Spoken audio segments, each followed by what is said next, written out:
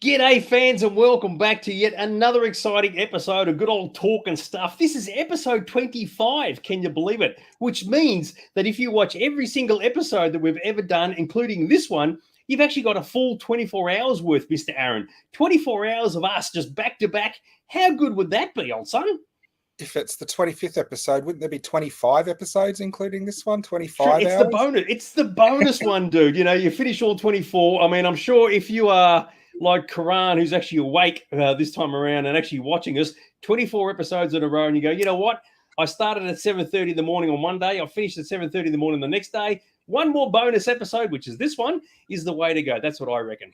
25 episodes in a row. One of them's got to be good. Not many, exactly right. So the funny thing is, so Aaron, of course, and relax after the big mega sale last Saturday and Sunday, having a chill pill. He's got the old Enterprise shirt going on there, which means Aaron, when he leaves the chair, he really does go whoosh, if you know Whoosh. what I mean. How you going, dude? It was nice.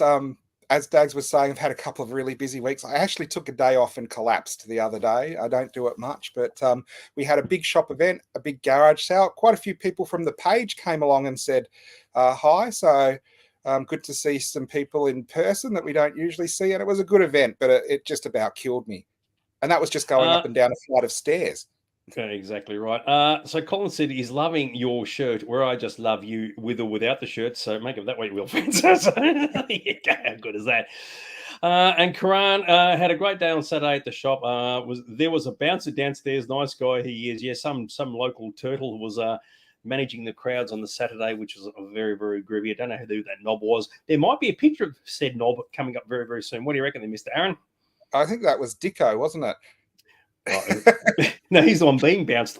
So there you go. Dags, what? Sorry, Dags and Dicko were the bouncers, and they actually reminded me of the two Rons from Howl and Pace. Freaking Dags and Dicko. That's a pop group you never sort of want to see match up together. That's for sure. And Christy said, who was there, great meeting some people there in person, and which was absolutely awesome. And you are right, it was actually a very, very good sale. And of course, there's other things coming up regarding your store very, very soon. Now, unlike last week where we had a lot of stuff going on and it was just like the brain was just like struggling to keep up with it all, today is a little bit more quieter, going to be a little bit more slower. And for that reason, we can actually sort of like get ourselves through it at a nice leisurely pace as opposed to last week, which was completely burko. But with that in mind, I've still got to press this button.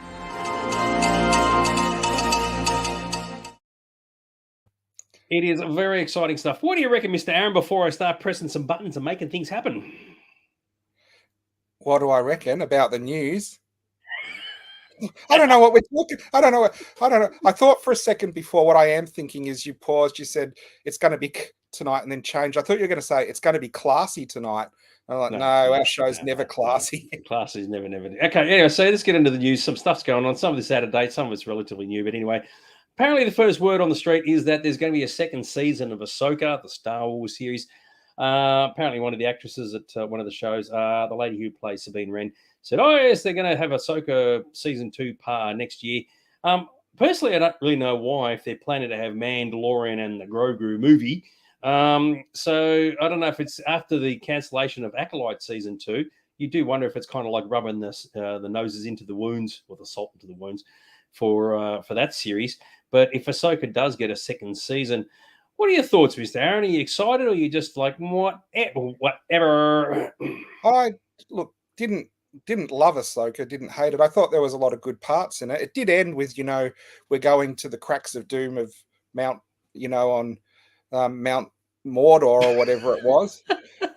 It did end with a few. It did end with a few sort of cliffhanger type things where you could see where the story could go. So I always think they had like a second series in mind, but then we lost one of the actors. He passed away, and he was one of the best things about the show. Sorry, I can't actually remember his name. Baylan Skoll was the character's name. Yeah, I meant the actor's name though. But he was a great character, and it was one of those things where I think he's really, really great, and he passed away. So it will be interesting to see if they recast or they just ignore what was going on with that storyline. Yeah, it's a very, very good point. I mean, the way it does end up, he's on the planet looking out at the in the distance with the mortis thing going on. If you don't show him ever again, they could probably get away with it. So, but anyway, we shall wait and see. Season 2 of Ahsoka, who knows? What do you I reckon, just dude? I just want to see if the naughty settle down. Mm. Yes, and they keep moving every day, and they go, "Oh, naughty again." So this one popped up today. This one, look, this has been in the works for a while. So, but I'm a bit of a late bloomer when it comes to this. I wasn't aware they're doing a brand new Masters of the Universe live action movie, which is due out in 2 years.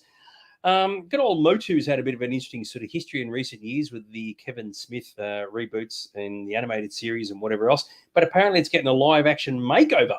And I don't know if you had any readings about this particular film there, Mr. Aaron, or know what it's about. But what are your thoughts, old son? Well, look, I basically ignore all news on Masters of the Universe movies because it's actually been announced there's going to be a live action movie about once every 2 years for the last 20 years. And until they actually start rolling, I don't know. Do you not remember that Justin Bieber was going to be Prince Adam at one point and all this other crazy stuff? But I'll believe it when they start recording, rolling the film. You know what? It's a fair call, and I'm a bit like you. It's like you hear this stuff all the time, and you got a lot of fake trailers and whatever else. But I did look it up, and it's actually on IMDb. Make of that what you will. 2026. Some dudes apparently involved. So let's assume it's actually happening, right? And so apparently the story is that Prince Adam, as a young kid, crashes on Earth, loses his sword, and oh my God, he's got to go and find his sword, not the cosmic key from the original movie. And of course, somehow or other, he's got to get his furry one back to Eternia and blah blah blah blah blah. So I already read one comment from one fan who says, "Oh, I'm a bit skeptical about the storyline." So I think the idea of sticking it on Earth probably makes it work because one thing, it's a shitload cheaper if you set it here rather than having to build all these fake sets like they did with the original movie. If you remember, most of it was actually set on Earth as well. So You know what? sorry, Ray Stevenson. Thank you. That was the actor who played Balin Skull. So I just looked at the wrong image. Yeah, sorry. Go for it, dude. Do you know what IMBD means? I made Dags believe because anyone can edit that site to put whatever they want on it. Where's the optimism, dude? All I'm getting is just like negativity. What's with the negative waves, dude? You're supposed to be going, oh my God, so excited. My mind is blown. I want a He-Man movie. I've been burnt too many times by believing the news stories. But that's almost like saying that the next Doctor Who series is going to be really good. Legend of the Sea Devils. How friggin' awesome is that going to be? Well, the news I've heard, no one will hear this because there's only 8 people watching or whatever at the moment. I've heard Doctor Who's been cancelled. Oh, you've heard it here first, fans. Oh, there we go. That's the latest scoop, if ever there was one. What do you reckon? Yeah, one of those behind the scenes things. It was meant to be starting filming in January. And I've heard they're not deciding until after the second series is shown, which is in May, which means it's not going to be filming. And I've heard they've said to Ncuti Gatwa, and I don't think this is online anywhere, he's doing a play at the moment, and after the play, he was meant to come back and do Doctor Who, and they've told him, you've been released, you can do whatever you want after the play. See, fans, this is why you watch our show, right? Forget everything else on the internet. Clearly forget IMDb.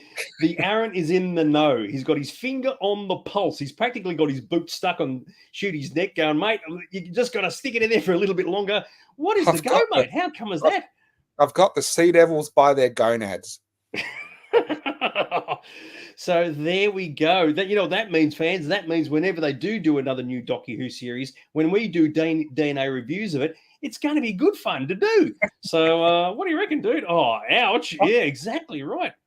I think it's perfect fandom. When they make Doctor Who, fans complain. When they cancel Doctor Who, fans complain. You can't win, can you?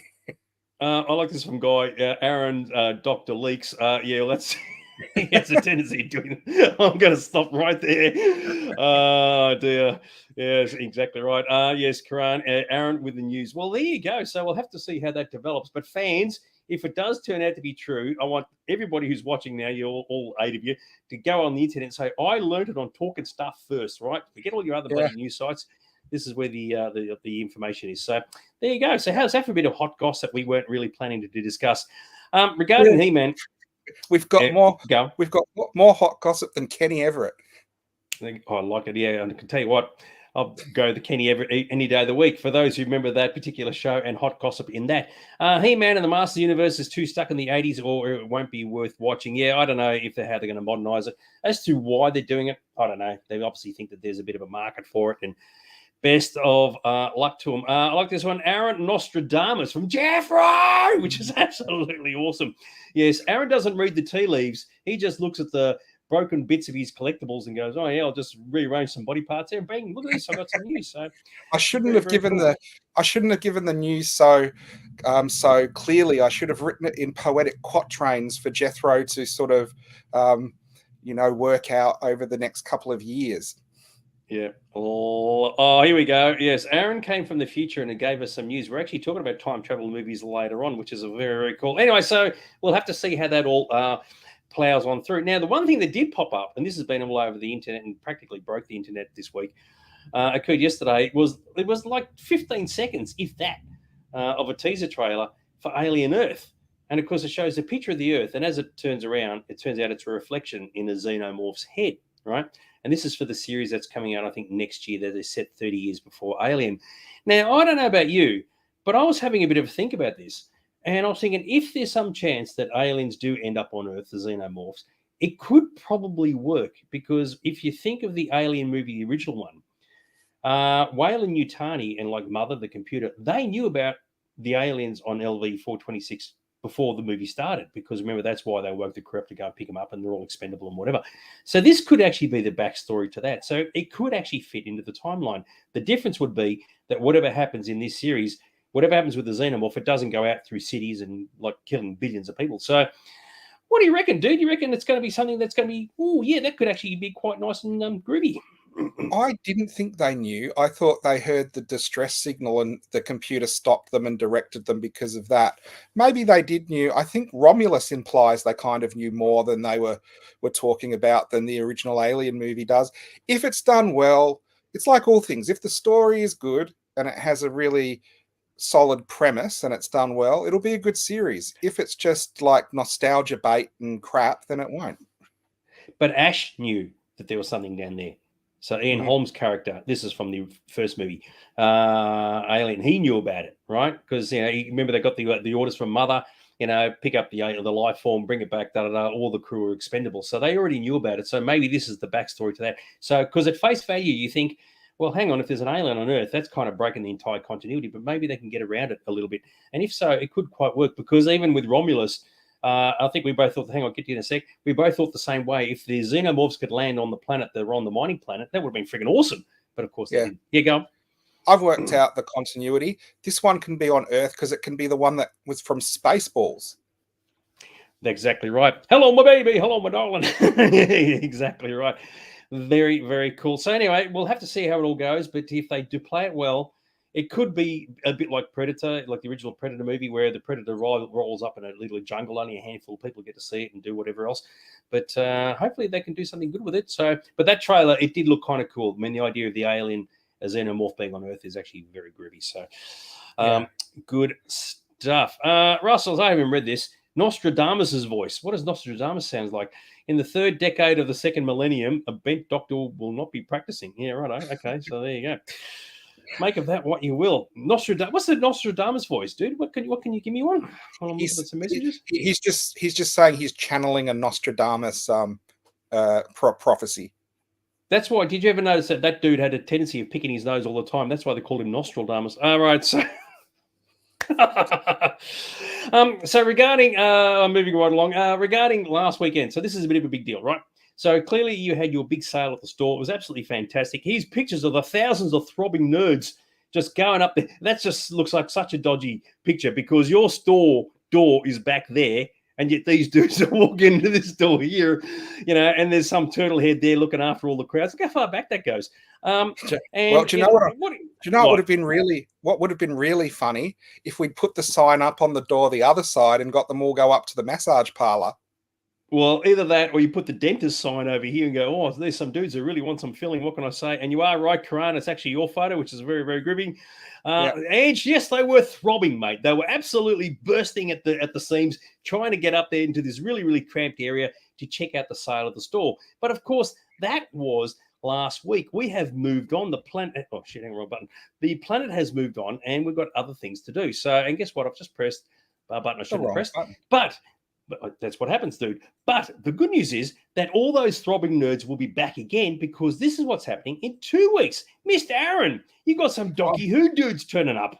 I know, no rest for the wicked. We're going straight into another shop event, and this one's particularly exciting because we've actually got a live, real-life celebrity, not an inflatable Warnie like Dicko has. We've got a real-life Doctor Who celebrity who's also from Outlander and a couple of other British shows. Fraser Hines, who played the second Doctor with Patrick Troughton in the 60s and then returned for cameos in the 80s, and has been doing Big Finish audios right up to current day, and even came back for a cameo in the 60th anniversary Tales from the TARDIS last year. So we've actually got a real life, genuine Docky Who star coming to the shop, and he's signing autographs. How good is that, Mr. Aaron? So we're going to be doing this. Is obviously not this weekend; it's the following weekend. So we'll be promoting it obviously tonight and next week as well for those who are interested. Just be aware, 1 hour, 1 p.m. to 2 p.m. So if you are planning to go, fans, make sure you turn up at that time. Probably obviously a bit early, because there's bound to be once again throbbing nerds just waiting to get into the store and check it all out. What do you reckon, dude? I'm just thinking, I don't know how we're going to run it because the store is so small. If we have anyone throb, the store will be full. But I do have to thank the guys at Sirens of Audio for letting us have him for an hour, because they're the ones that are actually bringing him out for their event. Now they are having a VIP dinner with him that night, and I'm going to go along to that. So if anyone wants to have a dinner with me and some other guy from Doctor Who, you can buy tickets from the Sirens of Audio website. And then also they're running a mini convention the next day. So he's in the shop for an hour on Saturday. They're doing a full day of Fraser, the full Highlander experience. Photographs, autographs, questions and answers, merchandise, all that kind of stuff. So if you can't make it into the shop, I'd love to see you, but you still have a chance to go to the convention the next day. So it's a full Docky Who weekend for anyone who's into that kind of thing. And I'm not. So there you go. No, it'll be fantastic. I'll have to pop my nose along and just have a look and see what's going on. But yes, as I said, we'll be discussing this next week as well for those who've missed out on the promotion today. I have to say about the garage sale we have, Steve, who has the juice bar on the corner and is one of the, I guess, the cornerstones of Blackburn, the shopping area, said that is the biggest event he's ever seen. Yeah, it was pretty funny. People are all driving past and looking at it from across the road, wondering what was going on. Don't worry about it, fans. It's just throbbing nerds. What can I say? Two things just regarding Alien Earth. Christy said, who knew about the xenomorphs? Only officials and conspiracy theorists knew about the aliens. Yeah, that would make sense. And Crayon has asked, why not bring this out in a movie format? It's too big for TV. We don't know yet what the reasoning is behind it, but we'll have to wait. I hope they don't do some half-baked story, and if I call it now, you can say you heard it here first, where the eggs were freaking recovered from the Roswell crash, and they've had them since the 50s or something. See, I reckon that's a fantastic idea. Now, where were we? There was a really, really good line here. I've just completely lost it amongst all the messages. Oh my god, man, cannot wait. Oh yeah, what can I say? He's very, very excited. Andrew's asked if he's wearing the tartan. I'm going to take that as probably the Grand Moff tartan. Probably not, I'm assuming. Bust down the door. Oh my goodness. Oh, here we go. Everybody's talking about the dude in the kilt. What can I say? Oh, jeepers creepers. So, yes, very, very good. Anyway, so that's that. So, yes, we'll be talking about that next week as well, which is very, very groovy. Here we go. Will you be signing autographs? Mate, I'll sign them for him. Aaron Challenger. What do you reckon? I have embarrassingly had to sign autographs. It's kind of a rewarding and embarrassing experience at the same time. And guess what? We've actually made special edition shop postcards that Doctor Who discovers Highlanders to give away on the day as a commemorative postcard, one day only as well. So get your exclusive collectible postcard. So I can tell you that Aaron was embarrassed about signing autographs, because when he had to sign, the tattoo on my ass, I mean, he was like completely blushing over that. So there you go. That wasn't the embarrassing thing. I couldn't remember if Aaron had 1 or 2 A's and Challenger was it an E or an I. There was an extra A put in there. there was an extra A put in by default, and have a check for Aaron to sign. All right, let's move on. We'll never get shit done. All right, so this came out this week. We're gonna have a bit of a natter about it. And obviously there's gonna be spoilers. It only just arrived like 2 or 3 days ago. It's Terminator Zero. So good old Terminator got a complete anime workover, which is very groovy. 8 episodes long, runs for about 3-4 hours because they're half an hour each. It tried to fit itself right into the entire Terminator franchise, which I really applaud them for. Mr. Aaron, what were your thoughts on the old Terminator Zero, son? It was interesting. I thought it was maybe 80% there, and the 20% that wasn't there is because it was done by, I guess, a Japanese company in anime style, so the aesthetic was slightly different. I liked the story. I thought it was a good shot at it. I did really like that it went back to, if this was made as a movie, it would definitely be an R-rated movie with lots of violence and nudity and things like that, which you don't see much anymore with the movie genre. You usually, original Terminator was rated R and Aliens and all of that. And then they want to make the money out of it, so it's only ever rated M, so more people can see it. So I did like heads getting stomped and children getting killed. It really showed that the Terminators were evil. I liked it showed Skynet in the future. I liked it showed the time travel technology. What I really liked was it showed a slightly alternate version of the 90s Earth where there are more sort of first generation robots around. And when the Terminator sort of looks for people or takes over the other robots, you hear the old internet dial-up sound where he's kind of using wireless. So I was impressed. I enjoyed it. It was a good binge watch. What did you think? So what pushed my buttons, and I agree with you, they really did think about how the 90s looked at that time, and you sort of forget dial-up modems, as you said, and the idea of introducing the early version of robots.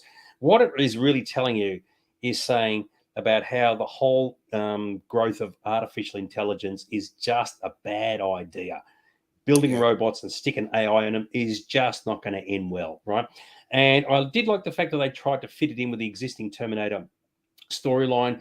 I think the second last episode, there's this massive level of exposition about time travel. When you travel back in time, there's a new timeline that gets created and all that. Clearly, it's meant to be a time travel 101 for dummies in that regard. And that was kind of like, oh, this is really heavy-handed. And they've really thought the story through. Who's this dude? Who's this girl? Who are these people? Where do they come from? How did this all get created?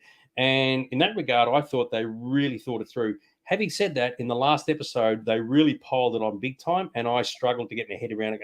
Okay, there's that, there's this, there's that, there's this. And I think it was perhaps a little bit convoluted. From a visual side, though, you are right. The violence is excellent, and there's a lot of it. There's claret everywhere. And I agree, there's heads getting crushed and dudes get. I mean, you see in Terminator, the original movie, where he goes to the police station, shoots all the coppers. They've just amped this up like 4 or 5 times, and there are bodies and blood everywhere. And in that regards, it makes sense because that's exactly what would happen. What I did like is how in the story, for those who don't know, the guy Malcolm, who's the main dude, is trying to create an alternative version effectively of Skynet, his own AI, and which I thought was really good. And I didn't realize that was Rosario Dawson playing Kokomo. Not Kokomo, Jesus Christ. What's that? Kokoro, right? I didn't realize that was her because she sounded fantastic. And there was like 3 of her in the room. And I thought that was really good. And his philosophical discussions about humanity with Kokoro, the AI, I thought was excellent. There's some really good writing there. I did think for 1997, the AI was way more advanced than AI was in 1997. I also did think a couple of times, the main hero, the girl that goes back, the Terminator is full on punching her in the back, and I'm thinking, well, that's a death blow kind of thing. And so there was some inconsistency with that. I was really impressed with the first episode where they have her go up against the Terminator, and she's running around a silo on a chain and things like that. I did think I was watching it going, if this was the opening to a movie, people would be freaking out how good it was. Yeah, and you're right. In fact, I thought the same thing too. When the Terminator's bash on the back, I thought you could just think that spine's just going to be smashed to pieces. But we'll let that one slide to the keeper. A few questions here. You're a robot. Yeah, we knew that. I've already found his off switch, but I'll tell you what, you got to take his stop. You've got to put the gloves on first before you go in to turn me off. Yeah, he's got a master switch, one right below the main switch. Does it follow the John Connor storyline? No, not at all. It's not even related to John Connor. It's a completely alternative thing. What does happen though is Judgment Day actually does occur, and all the bombs come over and they blow the shit up out of everything except for the Japan part. And there's a reason why they get stopped. So it was very clever how they sort of fit it all in together. Yeah, go on. Do you know what I really loved? If anyone watched our review on Alien Romulus, one of the things I didn't like was they just used quotes from the original movie out of context where no one would say them. In this, they did stuff that was pretty cool. Like in dialogue, she says, they get rid of the Terminator and she says, I'm pretty sure he'll be back. And they do that, like, come with me. Like, but they don't quote the original, but they pay homage to it, which is a much better written version than like ramming it down your throat by doing sort of, oh, we're quoting directly. So I was really impressed even by the subtlety in the writing and the dialogue too. This is nice and subtle. In Aaron Shop, come with me if you want a discount. Yeah, exactly right. William, it's on Netflix. So for those who want to know, and it just came out a couple of days ago. Karan said, any Easter eggs in this one? No, not that I picked up on. What did you pick up on? Well, the Easter eggs were more a lot of the time travel facility and stuff like that, and stuff that was just the purple lasers and things, the electricity, the ball of where the time travel like creates an empty thing. So there was, I guess maybe they're not Easter eggs as in they weren't really hidden, but there was a lot of stuff if you looked in the background that obviously the people making it loved Terminator. They obviously put a lot in there as homages. So when you do watch, like especially Judgment Day, and you're seeing everything going on with Skynet and the dude who's looking after Skynet, gone blanking his name. So the Japanese side actually fits in because in this story, his company, Cortex, I think it's called, they're aware of Skynet and what they're going to do. And it just turns out that Malcolm already knows what the future is going to be because of who he is. And that makes a lot of sense. And that actually does work. Which is very groovy. So you get to see the backstory of him. You get to see the backstory of his assistant, which is really groovy. And of course, you get to see the backstory of what would be the Kyle Reese character. So it's really well thought out. I mean, obviously it's anime style and you've got to be familiar with anime. And of course, there's a lot of Japanese references in there. It was originally written in English, then translated to Japanese, then back into English again. So for those who were just wondering, it actually all fits in quite nicely. And you have some really, really good character moments there, especially with the kids. The kids are all doing different things. Like always, some kids will annoy him more than others because he's got three kids. There's a lot there to sort of really grasp onto.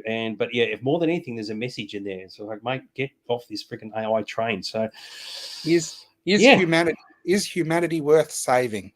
That is a good point, and I've always said no, it's not. And he's trying his damnedest to say to Kokoro, this is the reason why. But even when she points out the blatant history of humanity and how destructive human beings have been throughout the entire history, even today, it writes its own sort of like its own ending, and it's just crazy. So very, very cool. Loved it. So anything else, man? No, I give it a thumbs up. Anyone who likes Terminator, it's probably better than the last couple of cinema efforts. Yes, and if they were to convert this to live action, it'd be absolutely spectacular. But as we said, you would definitely get the R rating right across the board because it is very, very violent and there's a lot of blood and guts in it and whatever else. And the fact that the Terminator actually puts like a crossbow thing under his arm that shoots nails is like, oh, that's a cool weapon if ever there was one. So yeah, I need your clothes, your boots, and a discount. Oh my goodness gracious me! Yes, exactly right. Dag, I only sign Aaron's name when borrowing his credit card. Yes, exactly right. Yes, credit card. Do you know what? The last time Spankin came in, he said something like that. He said, "I need your clothes, your boots, and a reach around." So Terminator Zero, check it out if you haven't done so already. As I said, 4 hours. You can binge watch it in one go. It is well worth having a damn good look at. What do you reckon, dude? Yeah, definitely. It is one of those that was an easy watch in an afternoon. Yep, totally agree with you. So there you go. Anyway, we're right on time, right on half an hour. And now this one's going to be a very controversial one. They're always controversial, but this one more so than usual because it's now time for this. A question. This one popped up. I thought, okay, I want to see what everybody thinks about this. The answer should be pretty straightforward, but maybe not. So the question is, Would gender swapping every character from a movie, obviously sci-fi, movie or TV show improve the narrative? Every single character. So in your case, because you're a big Doctor Who fan, every Doctor Who up until number 13 was female and every companion was male. Right? In Star Wars, Luke is female, Leia is male, Vader is female, etc., etc., etc. In Star Trek, Kirk is a female, Spock is a female, Uhura is a male. What do you reckon, dude? Would that work? And if not, why? I think everyone's going to call me sexist, but no, I don't think it would work. That's just because, and this is proven by ratings and movie grosses and things, female actresses don't attract the same audience as male actresses do. And when you see a movie like Captain Marvel, where you have a strong female character and they try to appeal to women, it doesn't work. It bombs. So if you are looking at it from that point of view, no, I don't think it works. If we were in an alternate universe where everything is just swapped around so everyone is used to things that way, yes, then I think it does work. But if we went back through all our popular culture and changed things over, as in everyone said, okay, we're going to try this experiment now and gender swap everything. No, I think that's a horrible idea and I don't think it would work at all. It's an interesting one. I just thought about it the other day because I was thinking about, I showed the picture from Battlestar Starbuck, and I was thinking of June when they changed Laird Kynes from male to female and whatever else. And I thought, what would happen if, as an example, now you're right, if it's an alternative universe, right? Whatever, just think of any scenario. And Star Trek, the original series, everybody was completely reversed. The names are the same, the personas are the same, the gender's different. Would it work? Would it have worked with the audience? And I'm not talking about saying if you got a whole crew, which is primarily female, would it appeal to males? But would it appeal to females as well? Now, funnily enough, Christie has said, hell no, people need to recognize that women and men act and react differently to the story, wouldn't work the same way. That's a very, very good point. So because I was thinking about it, I thought, imagine if Kirk was a female. This is the original series. And of course, in the original series, he was kind of like shagging all the females around the place, aliens, and so on and so on. They'd all be blokes, effectively, swapping everything accordingly. And you do wonder if the audience would go, no, that's just not going to work for us. And I agree with you. Clearly, characters are written for a certain gender in mind. But if you swap them all around and take Next Generation as an example, Picard is female, Riker is female, Troy is a male, Worf is female, and so on, and Data's a female. Would it work? And I think it's an interesting question to ask if you kept everything else exactly the same.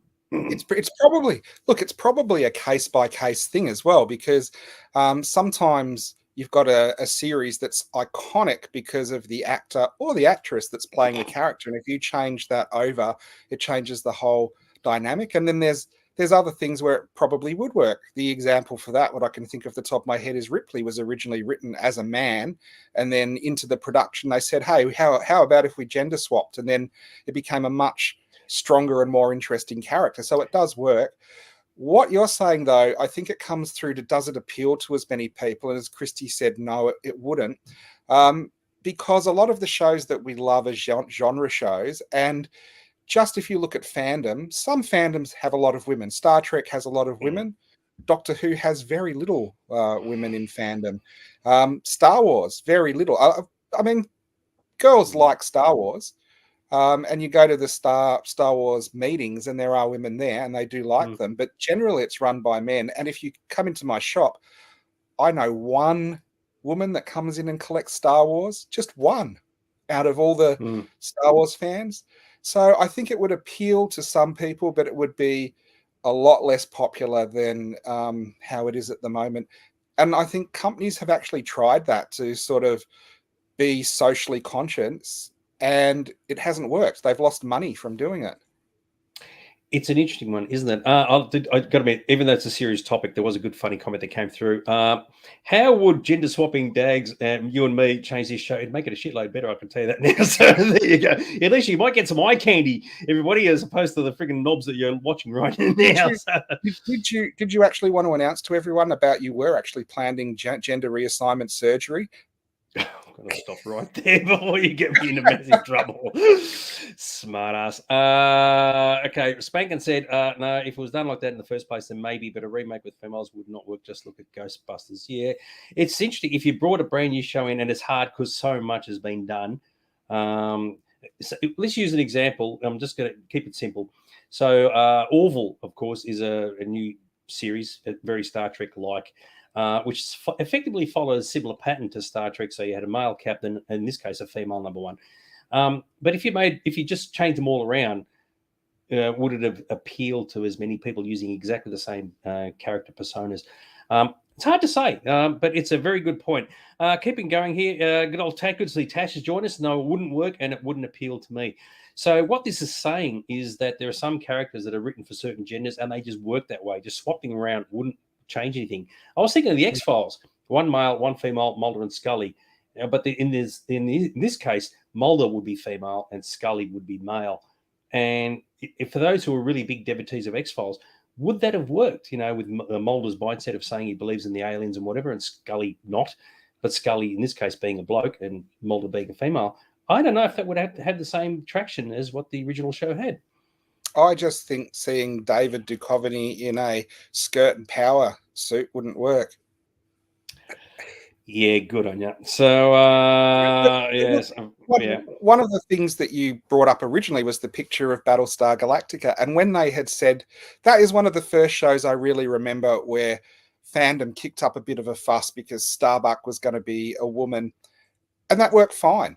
That was great. I really enjoyed all the casting decisions in that. So they did change it around. And I think it is one of those things that is weird because if you look at the original Battlestar Galactica, it has 3 or 4 female leads. So it was already a show that had quite a good balance. They might not have had as many of the storylines as the men, but by changing it for the new version of Galactica, there was a bit of a fuss, and I think it worked out fine. And you could probably say the new version of Galactica is actually more popular than the original. I just saw it. Colin has said the Battlestar Galactica Starbucks character would be interesting as being played by both a female and a male. And I agree with you. In both cases, it worked great, right? But I'm talking about changing everything, not just one. And like Ange said here, Ghostbusters did very, very well. What I'm suggesting is that you have a female Venkman, a female Spengler, right? The receptionist is a bloke, right? Not just a reboot using alternative characters. They're the same character. They have the same dialogue, right? They look and sound exactly the same. They just happen to be females rather than males. Imagine the scene. We were doing fine until the Vaginalist here came in and... and of course, yeah, Sigourney Weaver's character would be a bloke, right? So you can imagine Venkman as a female trying to chat up Sigourney's character. I mean, would some people go, that just doesn't work? So, or would some people say, that is awesome. I'm really dialing into it. So, yeah. I have to draw the line at the Stay Puft Marshmallow Woman. And of course, and it's true, ladies who are watching it, whenever they want to show females on screen, especially if they're aliens, they've got to put the breasts in, right? Regardless of whether they're, in a marshmallow, for crying out loud. Who would do that? But it's like, well, it's got to be a female marshmallow. How do you do that? You can't have a long hair, so you put the. I don't know. It's just, does that mean in Ghostbusters 2 the Statue of Liberty is a man? Yes, actually, that's a good point. So no, the statue is a statue, so you'd have to leave that as a female. So yes, if you gender swap to Blake 7, no way. It's an interesting one, and I'm intrigued to see how it works because I think where it's come from is there's a lot of movies and TV shows where a lot of people have been arcing up, right? And Acolyte was a good example. If you look at that, it's mostly female casting, and that's fine. It's all great, all yay team. But clearly, you get to a point where if you change too much, some people say, you know what? It doesn't really work. You kind of need to go back to basics, for want of a better term, because it's a formula that works. And I don't know. And I'd said to you, just getting back to Alien Romulus, the character, the robot at the start, who's got a mental... Andy. Andy, thank you. I knew it started with an A. And I actually said, it's interesting they've got an African-American guy playing Andy. Whenever the other guys are hanging shit on Andy, is that almost like a racial thing now? Because you can't help but not draw those comparisons. And as opposed to just saying Andy's just an African-American dude, it doesn't matter. So I don't know. Interesting point. So, I don't know, dude. What do you reckon? No, I think you can have a good balance without having to change everything. So I don't think it'd work. Well, I do like the fact we've got two women watching the show now, and if Daniel was with us, that'd be that'd be three. Two women watching the show with us now, and they both said no, leave it as it is, which I got no problems with. So it's very, very cool, very, very good, loving it, good stuff. Oh, here we go. Spankin said just quickly, Tomb Raider and Indiana Jones. That's a good one, actually. So imagine Indiana, which is funny because we actually met a guy in the store on the weekend whose daughter is called Indiana. So Indiana Jones, just swap Harrison Ford for a female actress and everything else is the same. You do wonder, but we move on. Anyway, so that's that. Make of that what you will, fans. Very, very groovy. Guess what? Now, last night, right, I was looking for something to watch. I've been watching the Paralympics. I've got freaking Olympic shits coming out of my brain. And I thought, what's SBS got going for it? And sure enough, one movie they had on there, don't laugh, one movie they had on there was The Final Countdown. And I thought, crikeys, I haven't watched The Final Countdown in freaking donkey's years. And for those who don't know what that is, it was a movie made in the 80s, early 80s, 1980 actually. American aircraft carrier with all these planes and shit gets sent back to just before when Pearl Harbor is about to take place. And the dudes on this carrier have the opportunity to change history by destroying the Japanese fleet before Pearl Harbor occurs. And of course, one that prompts the question, what happens if that was to happen? What's the flow-on effect with Pearl Harbor, as an example, not occurring? But of course, time travel movies. Now, everybody will have their thoughts and views about time travel movies. There's like millions and billions of them, all fantastic, all awesome. But I guess, dude, first question is, would it make sense to go back and change history? Now, in the movie, they can't. They've got to return back, and Pearl Harbor goes through as normal. But what do you reckon the impact would be if you could go back and make a significant change to history? What do you reckon that would do? Look, I don't think you'd ever know because if you changed history, it would all change around you, and I don't think you would know. Very good. My favorite time travel sort of paradox one like that is there's an episode of The Twilight Zone where they send someone back to actually kill Hitler as a baby, and the woman who's sent to do it does find Hitler as a baby and kills him. And the nanny who's meant to be looking after Hitler goes and steals a gypsy's baby and replaces Hitler, and they actually created their own future. And I do think as a parent, I would go, hey, my baby's eyes change color. Is that normal? But I do think that is a great time travel story. A lot of time travel stories do that where they're trying to change things for the better. They're actually the ones that cause the bad future that they're trying to change in the first place. Regarding the baby, nothing that a can of spray in the eyes, nothing that a can of spray paint won't fix. I like it. Michael's just said, just because you can doesn't mean you should. Words I absolutely live by. If you could change history, you would change the future. And of course, that brings us, I mean, there's a whole lot of movies. Expect people to just shoot through their ideas. And Back to the Future is a classic one, right? Because when Marty goes back to the future, goes back in time, then comes back to 1985 again, everything has changed, right? Like suddenly his dad is a famous author now, and they've got a bit of money to spare, and Biff is a complete turtlehead. But what's the flow-on effect of like having all these changes that have occurred since then? Of course, we only see it from Marty's point of view. For all we know, Biff, in the intervening years, ended up being a really cool dude and was like, like helping out the Salvation Army and helping homeless people. Now that he's a complete moron, he's probably not doing that, and all the people he helped died. So, what do you reckon, dude? Well, basically, Back to the Future is a story about like a bit of a loser who goes back in time and keeps like changing Biff's life for the worse. Really, isn't it? I reckon it's great. A lot of people have time travel movie conversations, and there are some absolute rippers. The Final Countdown, though, for those who didn't see, is like absolute. It was promoted by the US military. So if you love your hardware, there are planes and freaking ships and shit going on everywhere. It was actually filmed on a real ship and everything. It is a very, very groovy, well worth checking out. And the time travel thing is a bit on the weak side, but it is a good movie. Awesome. But it's another one of those movies that proves that movies come in two. You have Armageddon and Deep Impact. Yep. The Philadelphia Experiment and The Final Countdown are two very similar movies that if you watch them back to back, you kind of have like a military time travel, like with on the actual boats. And you've got it there. Well done. They're two movies I used to love growing up. I actually thought the Philadelphia Experiment was slightly better because it had people fused Yep. into the deck or like Yep. dying of being fused in with metal. So Uh, yeah, they're both good movies. You see, I knew you were going to say the Philadelphia Experiment because before we did this show, went forward in time, worked out what you want to say, went back in time and stuck the picture in. Yeah, I agree with you. Yeah, the Philadelphia Experiment was an excellent movie. Number 2 sucked, the big one. But yeah, it's very, very cool when shit's going on and people don't know why it's going on, which is particularly cool. Kelvin said Time Cop. Now, if I remember with Time Cop, Van Damme, that was the thing where the two dudes from the past and the present couldn't touch each other. If they did that, they went all a bit skewiff and a bit burgly and furgly and all that. Worked for the Time Cop has the legendary, is it Phil Silver in it? Who's a bad guys in a lot of B grade 90s. Is it Ron Silver or Phil Silver? But yeah. But what worked with that is that what I did like about it is that the same person, their complete attitude changed over the period of time. So at one point they're a good guy, then later on they're a bad guy, but they're both the same guy. It's just a complete change of mentality. And it's the same principle of saying, well, if you went back in time and met yourself from 20 years ago, would you say, mate, you're a complete knob? Because we've grown older and we've learnt more, and we now different people, and we might not even be able to relate to our younger selves. I've actually thought of the ultimate time travel set. Ron Silver. Everybody's saying Ron Silver, dude. Yeah. Hey, you get a gold star for that. There you go. I've actually thought of the ultimate time travel on a naval ship. It's like the Cher clip. If I could turn back time.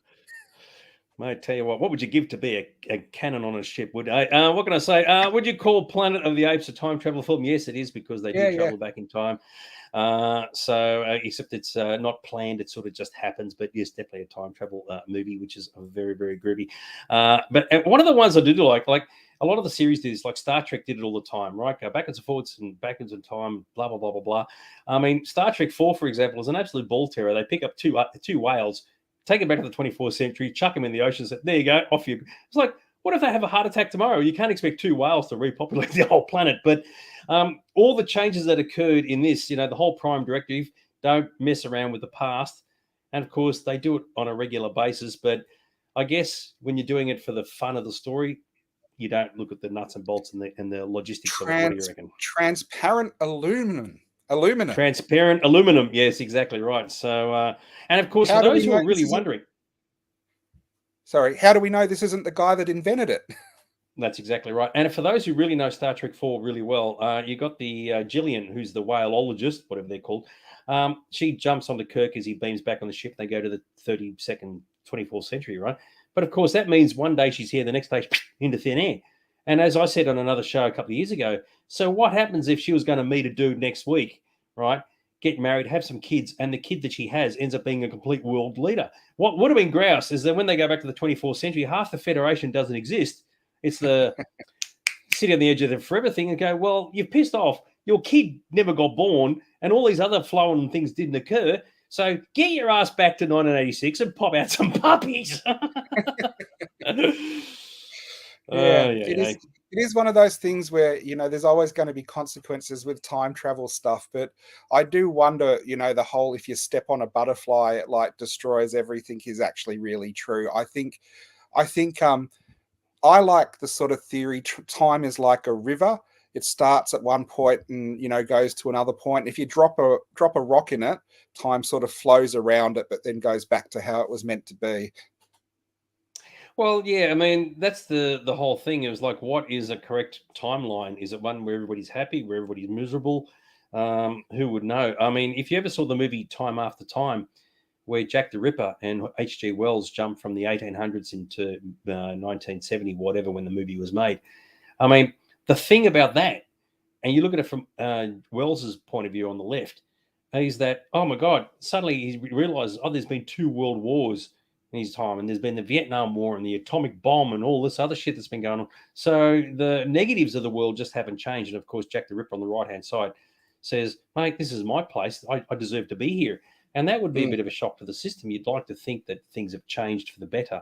And of course, if you look at from that period to today, you think of all the negative things that have occurred in that time, and you go, mate, it's just it's another great movie that gets forgotten a lot is Time After Time with Christopher Reeve, where you sort of that's somewhere in type, dude. Somewhere in Time, yeah, where he sort of wills himself into the past, sort of, I guess, mentally, but is able to change things. That's really nice because you don't know if he's there or not, but things he does actually affect just subtle things in the future as well.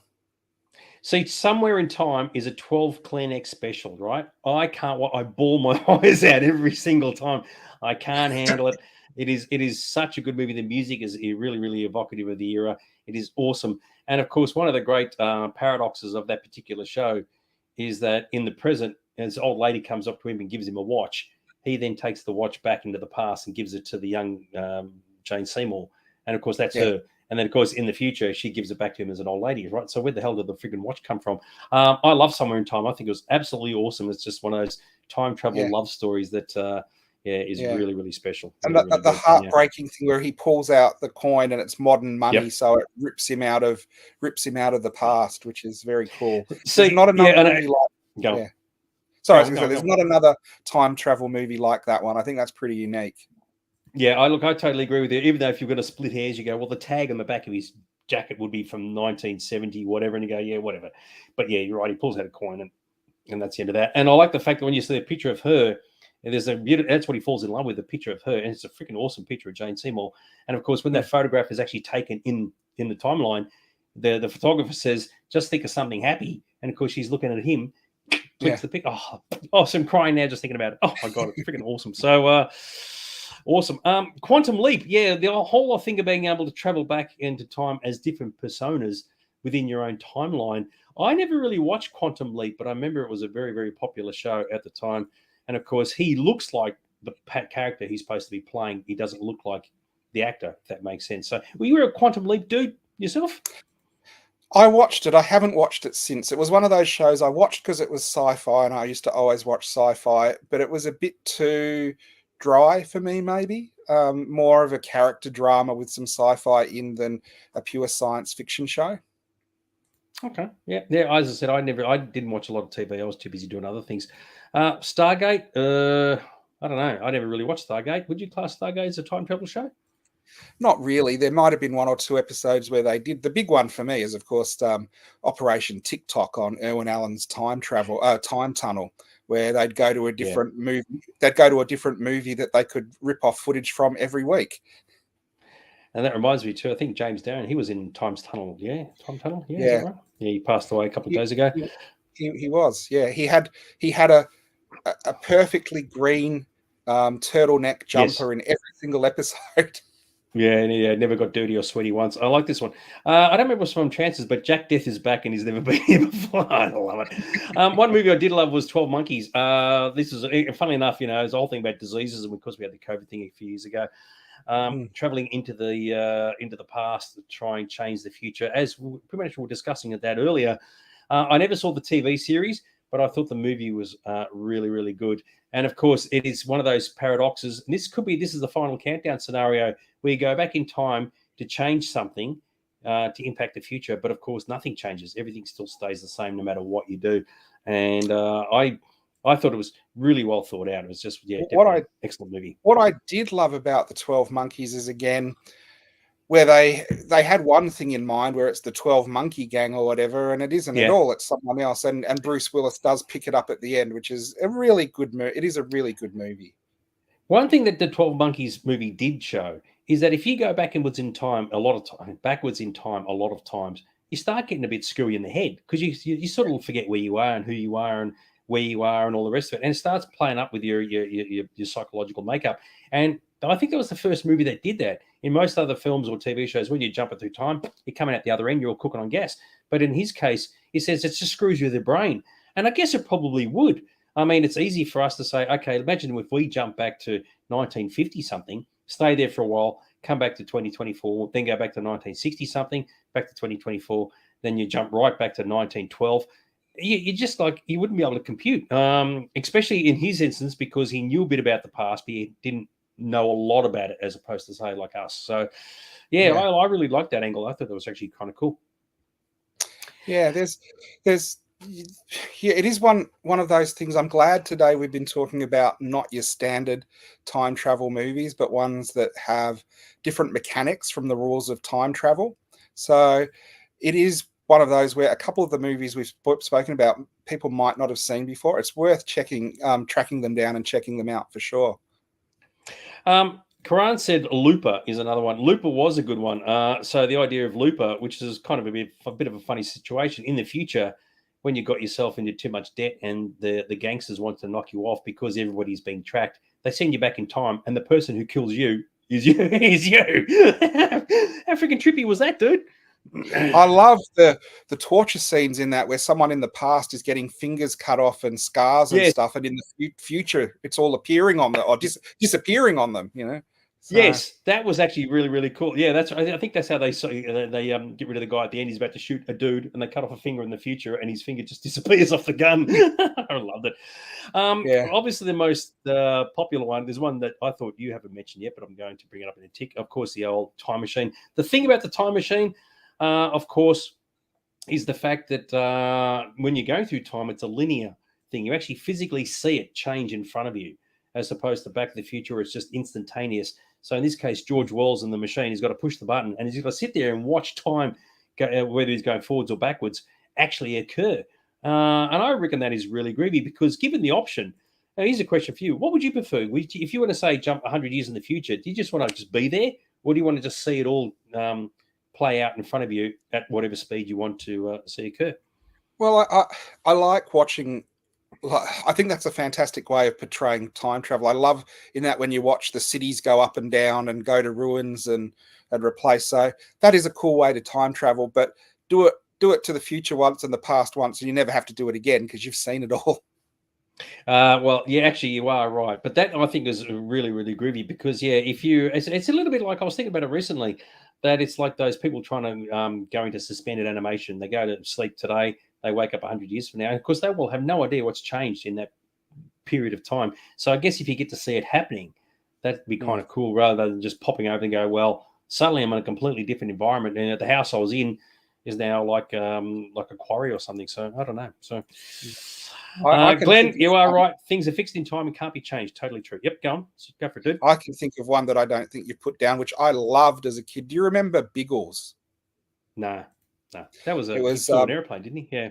He did, but he had a time twin in the future, and they would go back in time, and he would come to the future and help his future friend, and his friend would wind up in the past. It had great soundtrack. It was an amazing story. It was one of those 80s ones that had Peter Cushing in one of his last roles, and it's one of those forgotten time travel movies.